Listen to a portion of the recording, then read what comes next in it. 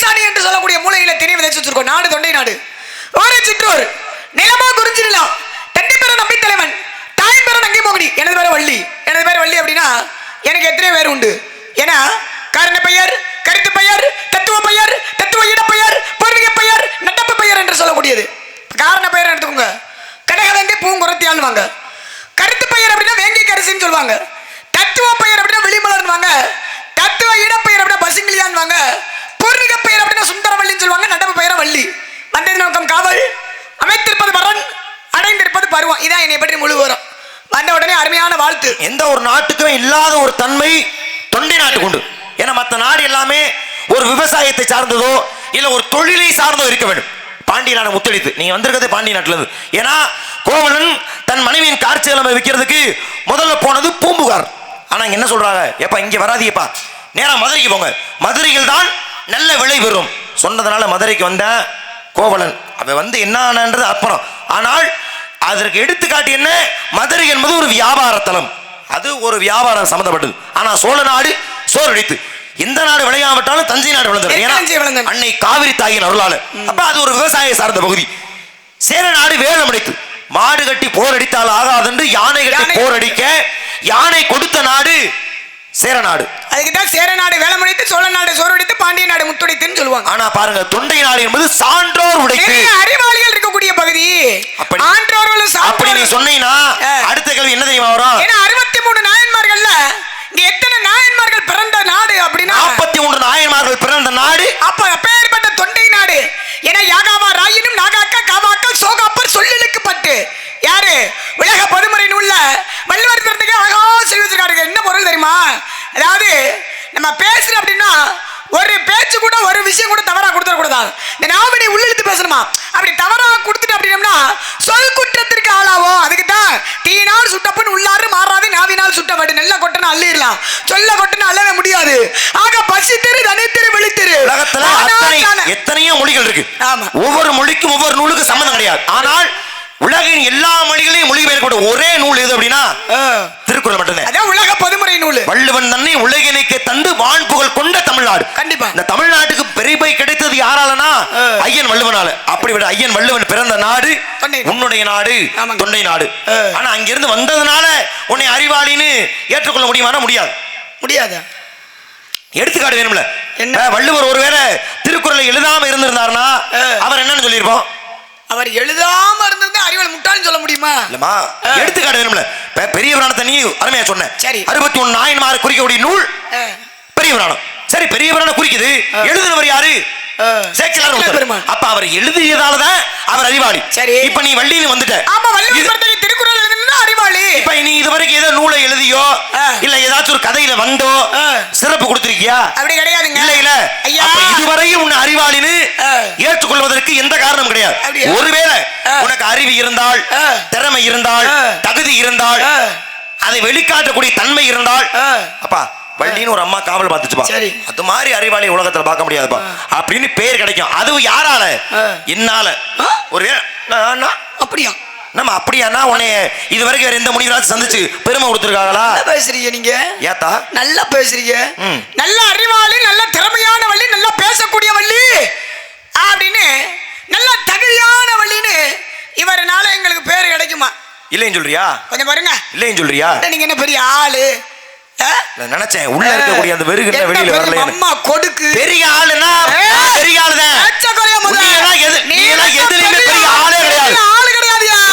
நீ என்ன பெரிய ஆளு? வள்ளின்ற நீ 20 வயதுல கட்டியா பிடிச்சிட்டு நாராயணன் வந்தாலும் எனக்கு சின்ன ஆளுதான்.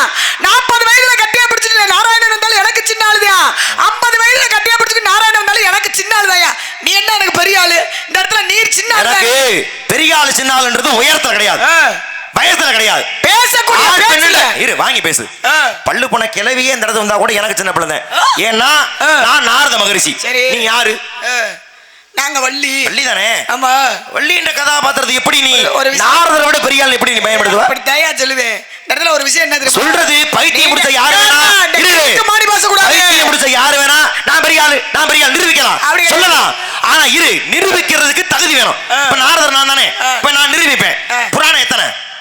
இல்ல நான் கேக்குறேன். இரு, புராணம் 18 இருக்குல்ல? புராணங்கள் 18 புராணத்துல ஏதாச்சும் ஒரு புராணத்துல நீ வந்திருக்கியா? கிடையாது. இல்ல இல்ல இல்ல. ஆனா 18 புராணத்துக்கு யாரு வர்றா? அடே அப்பா நாரத மகாமுனிவர் வர்றாராம். எடுத்துக்காட்டமா சொல்றது நான் பெரிய என்ன பெரிய ஆளா அடே மத்தக்கு நாளைக்கு இத கிழிச்சு விடுவேன், அத பண்ணி விடுவேன், இத பண்ணி விடுவேன். சொல்றது யாரு வேணா சொல்லலாம். ஆனா பேசிட்டே கொஞ்சம் பாருங்க. சரி, புராணத்துல வரக்கூடியவர் ஐயா யுகங்கள்ல 4 யுகங்கள்ல எத்தனை யுகங்கள்ல இருக்கீங்க நீங்க? 4 யுகம் இல்ல 2000 சதுரயுகம் தான் நான் இருக்கேன். ஐயா 2000 அது மொத்த கணக்கு. சரி வேற. புரியுதா? ஏனா கிருதாயுகம், திரேதாயுகம், துவாபரயுகம், கலியுகம். கிருதாயுகத்துல நடந்தது ஹரிச்சந்திரனோட கதை, திரேதாயுகத்துல ராமாயணம், துவாபரயுகத்துல மகாபாரதம், கலியுகத்துல கண்ட புராணம் இருக்காங்க. கிருதாயுகம் 17,28,000 வருடத்தை கொண்டது.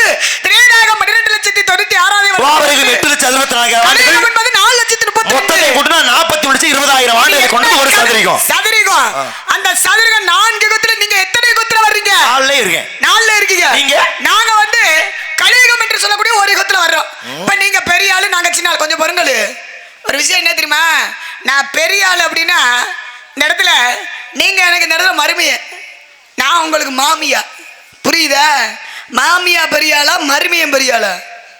சொல்லுங்க, யாராவது சொல்லுங்க. நினைச்சுக்கிறான் அப்படி சொல்லி என் சிங்கா நீ ஒரு ஆள் போதும். மாமியா பெரியாளா, மருமையம் பெரியாளா? மாமியா தாயா பெரியாளு. சரி, அது ஒரு பக்கம் இருக்கட்டும். இப்ப நாடகம் நடக்கக்கூடிய நாடகம் என்ன நாடகம்? என்ன நாடகம்?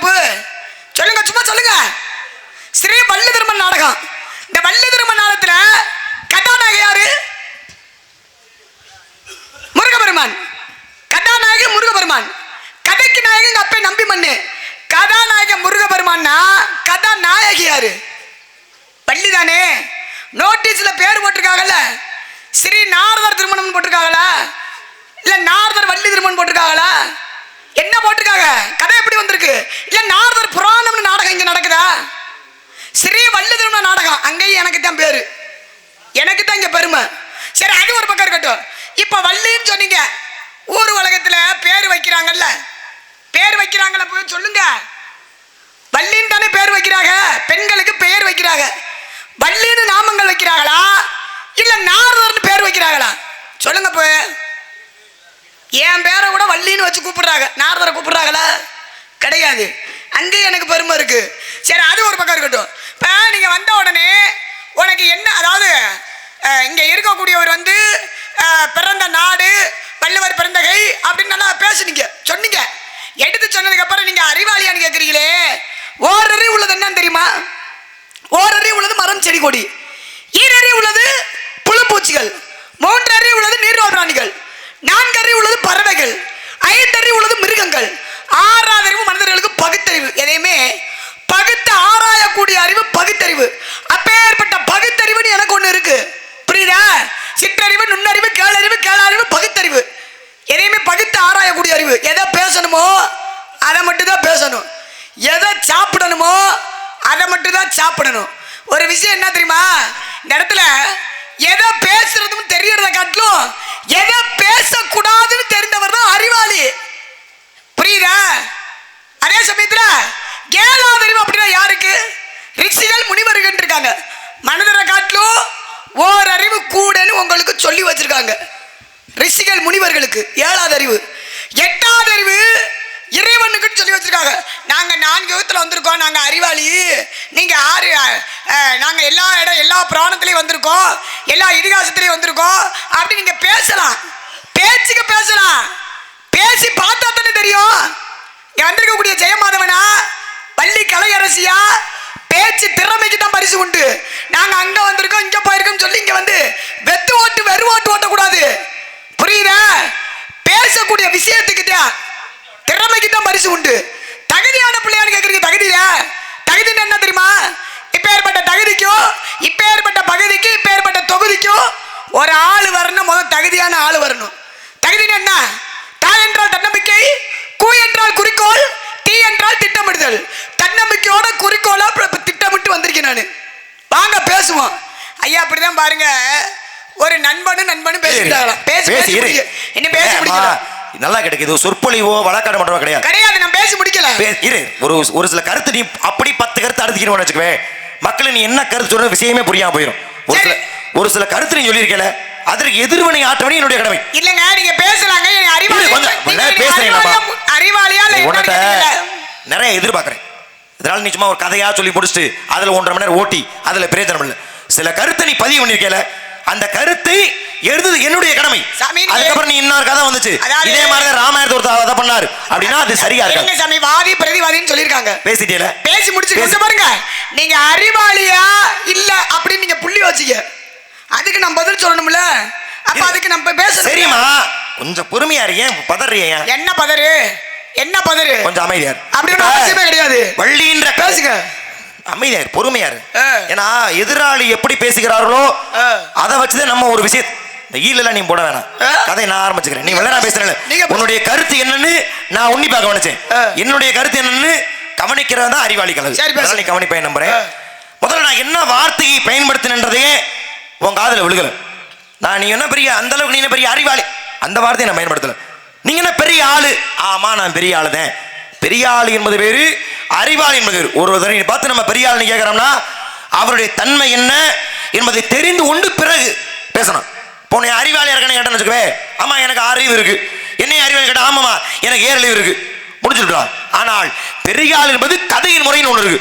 இப்போ முருக கடவுள் வந்தாருன்னா அவரை பார்த்து நான் சொல்லுவேன், என்னை விட நீ பெரிய ஆள் நீதான். ஏன்?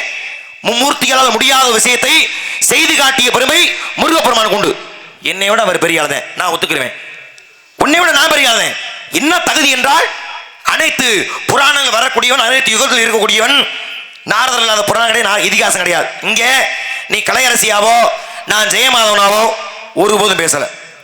இப்ப வேணா அந்த வார்த்தையை நீ பயன்படுத்திருக்கலாம். ஆனால் தர்க்கம் ஆரம்பிக்கிற பொழுது நான் நாரதர், நீ வள்ளி, உனக்கு என்னமா தகுதி இருக்கு என்று நான் கேட்டேன்னா, இப்ப நான் வெளிப்படையா சொல்லிடலாம். இப்ப நடக்கிற கதைப்படி ஏமா நான் இந்த நிலாயினிட்ட போய் சிறப்பு கொடுத்தேன், சாபத்திட்ட போய் சிறப்பு கொடுத்தேன் அப்படின்னு கருத்தை நான் பதிவு பண்ணிடலாம். ஆனா உன்னால பதிவு பண்ண முடியுமா?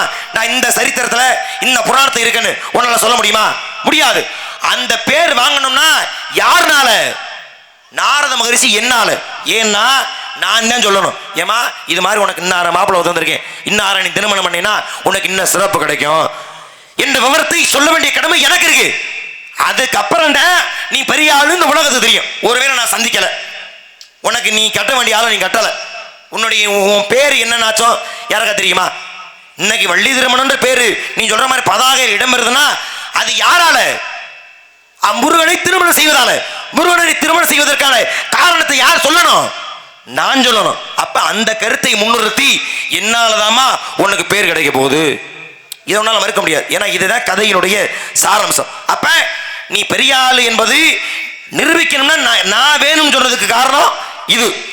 இன்னொரு விஷயத்தை பயன்படுத்தின, வள்ளின்னு யாருக்கெல்லாம் பேர் வைக்கிறாங்க வைக்கணும். முனியாண்டி, சுப்பாண்டி, மாயாண்டி பேர் வைக்கணும், வள்ளின்னு பேர் வைக்கணும், வள்ளின்னு பேர் வைக்கணும், நங்கை மயின்னு பேர் வைக்கணும், 1000 பேர் வச்சுட்டு போடு.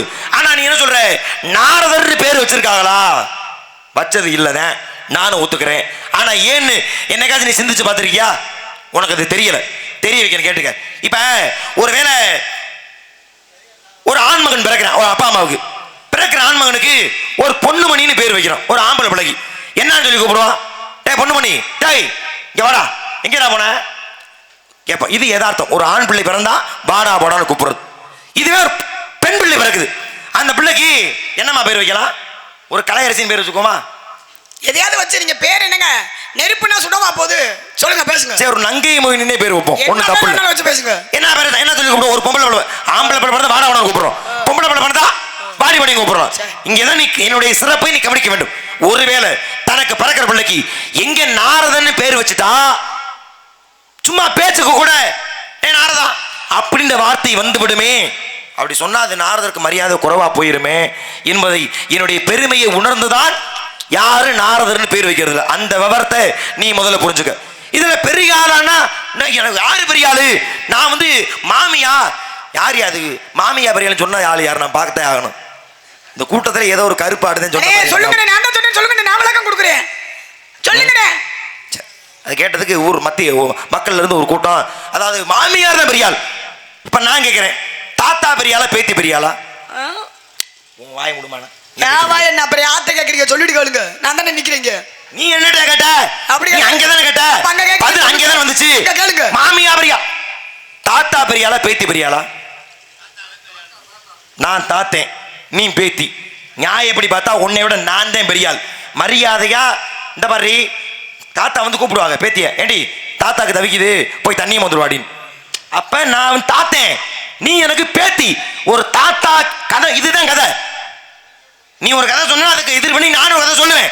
அப்ப எந்த ஒரு இடத்துலயுமே நாரத மகரிஷின்ற கதாபாத்திரம்னா உயர்ந்தது தவிர வள்ளின்ற கதாபாத்திரம் எங்கே உயர்ந்திருக்கு? இங்க நீ வேணா சொல்லு. நான் என்ன புராணத்துல, வாயு புராணத்துல வாயுவை போட்டு இந்த அடி அடிச்சேன், ஒரு கதை உன்னால சொல்ல முடியுமா? சரி. இல்ல யம புராணத்துல போய் ரமண போட்டு அதை பண்ணேன், இல்ல வேற ஒண்ணும் இல்ல, முடியாதுமா. இல்ல இல்ல நாரதர்னு பேர் வைக்க மாட்டாங்க. ஏன்னா டே டே நாரதரா, டே இந்தடா, டே வாடா சொல்றி வள்ளி அப்படின்னு வள்ளின்னு பேர் தேவையில்லாம பேசக்கூடாது. யாரு இருக்கிற அரைக்க அப்படி உலக்க மாறினுக்கிட்டு உனக்கெல்லாம் இந்த சவுடால் தேவையா? ஆமா, காக்கி விடுனா பொட்டி போய் தலை போய் பொட்டியில விழுந்துரும். காக்கில இதெல்லாம் இதெல்லாம் நான் 10 வருஷத்துக்கு முன்னாடி இந்த வேர்த்த மாதிரி நீ எல்லாம் வந்து சவுடால அதை பண்ணி விடுவேன். வெட்டி பேசி வேறாடியா? சரியா? வெட்டி பேசிக்கு சவுடால பேசுறது, சண்டியத்தனம் பண்றது, நீ என்ன செஞ்சு விடுவா? அந்த மைக்கு கொஞ்சம் கரண்ட் வைங்க, வாய் பொசிக்கு வாயில வச்சு விடுங்க. பொம்பளை பிள்ளை மாதிரி ஒரு சாதாரணமா பேசி எவ்வளவு நீ வெளிய வர பேசுறியா? நீ வெளிய வர பேசுறியா? ஒரு வள்ளி மாதிரி பேச கத்துக்கறதால மரியாதை குடித்து மரியாதை எதிர்பார்க்கணும். சரி வள்ளி இருமா, வள்ளின்னு பேர் வருது. இன்னைக்கு நாடக வள்ளி திருமணம். முருகன் உன்னை கல்யாணம் பண்ணாரா? நாம பேசிக்கிறோமா? இரு, முருகன் கல்யாணம் பண்ணாரா? நான் என்னை பேச விடணும். முருகன் என்ன உன்னை கல்யாணமே பண்ணல, கதையை கெடுக்கிற மாதிரி வள்ளி திருமணம். கதையை எப்படி நடத்துறேன்னு தெரியல உனக்கு. ஒரு விஷயம் பேசி முடிச்சாச்சா? சொல்லு. பேத்தி, அடியே பேத்தி, இந்தடி தண்ணி கொண்டு வான்னு சொன்னது யாரு? நாரதர். ஆமா, தாத்தானா கேட்கணும்ல பேத்திய. தாத்தாவும் பேத்தியும். அதுக்கு நான் என்ன சொல்றேன் அப்படின்னா, இப்ப நாரதர்னு பேர் வைக்க மாட்டாங்க. ஏன்னா டே நாரதரே, டே இந்தடா சொல்றி வள்ளி அப்படின்னு எதிர்வினை ஆற்றப்படும் என்பதால் வள்ளின்னு. இதுதான் தேவையில்லாத பேச்சு. அப்ப உன் பேச்சு இதை நீ மூடு. இருங்க, சரியா? நீ மூடு. முதல்ல நீ நாகரிகமா நீ பேச கத்துக்க. ஊரு பெரிய ஆளா ஒரு நாரதரை எனக்கு சின்ன ஆளு, இது ஒரு பேச்சா உனக்கு? இது எல்லாரும் பாத்துக்கிட்டு தான் இருக்காங்க. ஐயப்பா, பேத்தின்னு நீங்க சொல்லி போடி மாடின்னு சொன்னா அதுக்கு முதல்ல இந்த வாய் என்ன சொல்லுச்சுன்னா 20 வயசு ஆளாதான் எனக்கு சின்ன ஆளு, 40 வயசா சின்ன ஆளு,